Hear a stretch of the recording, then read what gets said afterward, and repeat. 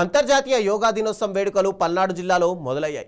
నరసరావుపేట కోటప్పకొండలో నిర్వహించిన యోగాంధ్ర కార్యక్రమం అందరినీ ఆకట్టుకుంది. 1000 మందికి పైగా ఏఎన్ఎంలు, ఆశా వర్కర్లు ఈ కార్యక్రమంలో ఉత్సాహంగా పాల్గొన్నారు. ఈ కార్యక్రమానికి స్థానిక MLA Chedalavada Aravindababu, joint collector Sanjana Simha హాజరయ్యారు.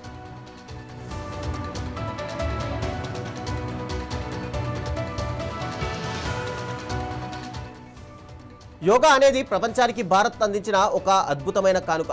దశాబ్దాలుగా మనం ఆచరిస్తున్న ఈ సంప్రదాయాన్ని ఆధునిక కాలంలో మనం అస్సలు అశ్రద్ధ చేయకూడదన్నారు ఎమ్మెల్యే చెదలవాడ అరవిందబాబు. ప్రతి ఒక్కరూ యోగాను తమ నిత్య జీవితంలో భాగం చేసుకోవాల్సిన అవసరం ఉందన్నారు. ఈ నెల 21న అంతర్జాతీయ యోగా దినోత్సవాన్ని ఘనంగా నిర్వహించేందుకు అన్ని ఏర్పాట్లు చేస్తున్నామని చెప్పారు.